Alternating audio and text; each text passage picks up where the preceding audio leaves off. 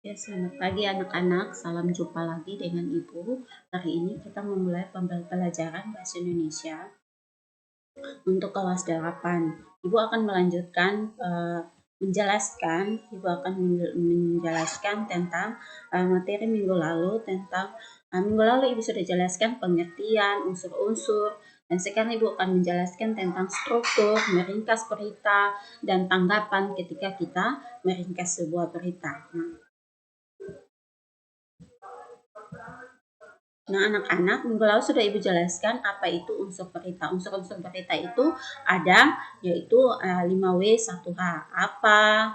Atau menanyakan peristiwa apa yang terjadi. Dan yang kedua itu siapa yang mengalami peristiwa itu, di mana, dan di mana peristiwa itu terjadi, kapan, mengapa, dan bagaimana. Ya.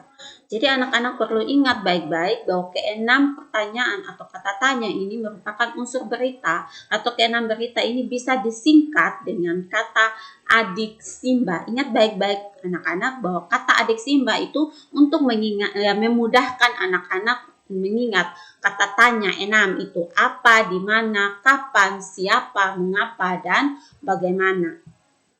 Nah, Ibu lanjut lagi bagaimana cara kita untuk menanggapi sebuah berita. Nah, tanggapan terhadap isi berita itu yang pertama itu apa itu tanggapan ya. Anak-anak perlu ingat bahwa tanggapan itu adalah sambutan terhadap suatu berita. Ya, bisa berupa kritik dan komentar. Nah, di dalam komentar itu ada aspek-aspek yang bisa ditanggapi berupa pertanyaan setuju atau pernyataan setuju, tidak setuju, suka, tidak suka, dan menambah pendapat lainnya.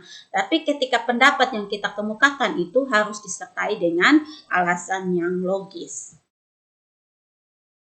Sekarang kita lanjut lagi ke meringkas sebuah berita. Yang pertama, bagaimana cara kita untuk meringkas sebuah berita? Meringkas sebuah teks berita itu harus perhatikan baik-baik unsur-unsur pokok berita. Ingat baik-baik anak-anak, unsur-unsur pokok berita itu apa saja, yaitu keenam pertanyaan itu. Adik Simba, ingat baik-baik, adik Simba. Apa, siapa, kapan, di mana, bagaimana, dan mengapa. Keenam kata tanya tersebut dapat menjadi panduan di dalam menemukan sebuah unsur berita. Penting untuk mengetahui unsur berita agar anak-anak mudah saat meringkas berita. Bagaimana cara anak-anak untuk meringkas sebuah berita? Cara yang pertama itu mendengarkan atau membaca berita. Jadi mendengarkan baik-baik berita, membaca baik-baik isi berita tersebut. Yang kedua, mencatat pokok-pokoknya. Ingat baik pokok-pokok yang penting itu harus perlu diketahui itu unsur-unsurnya. Adik Simba. Yang berikutnya menyampaikan kembali secara lengkap dan ringkas. Ya, kita masuk bagian struktur berita. Anak-anak, minggu lalu sudah Ibu jelaskan sedikit mengenai apa itu struktur teks berita. Nah, struktur teks berita itu seperti segitiga terbalik. Ya, anak-anak, segitiga terbalik. Ya, seperti ini.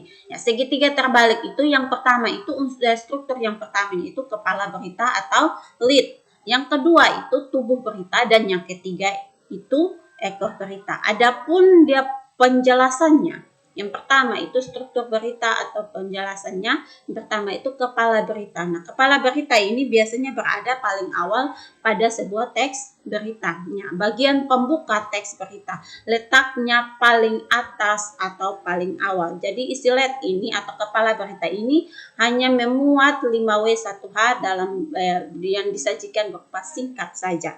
Yang kedua itu tubuh beritanya. Tubuh beritanya itu bagian paling tengah, ya, bagian tengah dari sebuah teks berita. Tubuh berita ini merupakan kelanjutan dari kepala berita atau lead-nya. Itu unsur 5W 1H-nya dijelaskan atau dikembangkan lebih jelas dan lebih terperinci lagi pada bagian tubuh berita.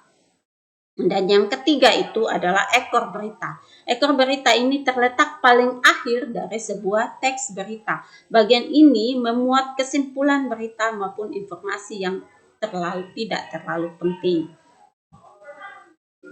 Ya, adapun kaidah-kaidah kebahasaan teks berita. Yang pertama itu penggunaan bahasa baku atau standar baku.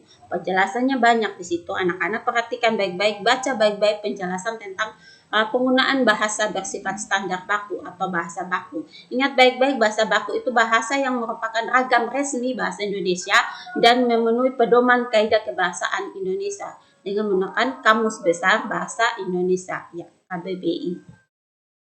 Ciri-ciri bahasa baku yang pertama itu tidak dipengaruhi oleh bahasa daerah, tidak dipengaruhi oleh bahasa asing, dan penggunaannya sesuai konteks kalimat.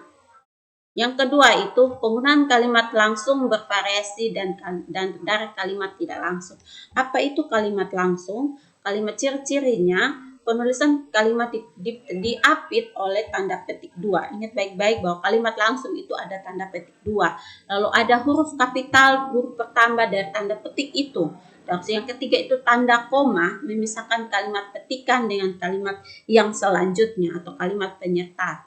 Lalu kalimat langsung berupa dialog berurutan. Kita wajib menggunakan tanda titik 2. Lalu yang kelima itu kalimat langsung diucapkan atau dibaca dengan lebih menekankan pada intonasi.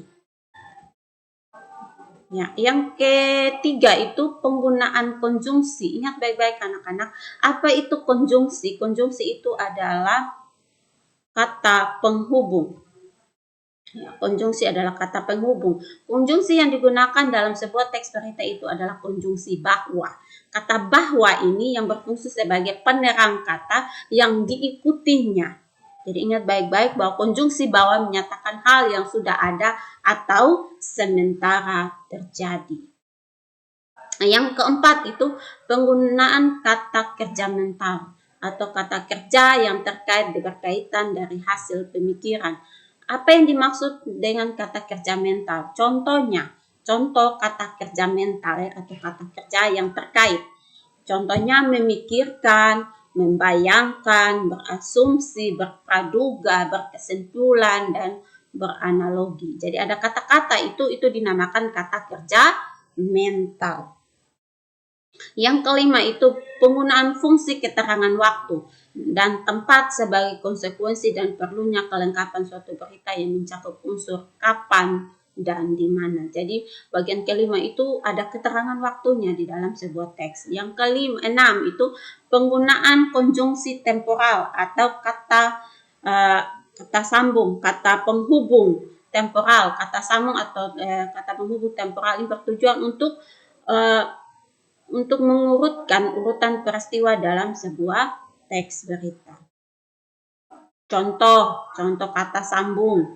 Sebelumnya, sesudahnya, lalu, kemudian, selanjutnya, sejak, setelah, awalnya, akhirnya. Jadi itu adalah contoh-contoh kata konjungsi temporal atau kata sambung. Sekian anak-anak penjelasan dari Ibu, semoga bisa mengerti. Yang kurang mengerti bisa ditanyakan di WhatsApp via WA ya anak-anak. Sekian.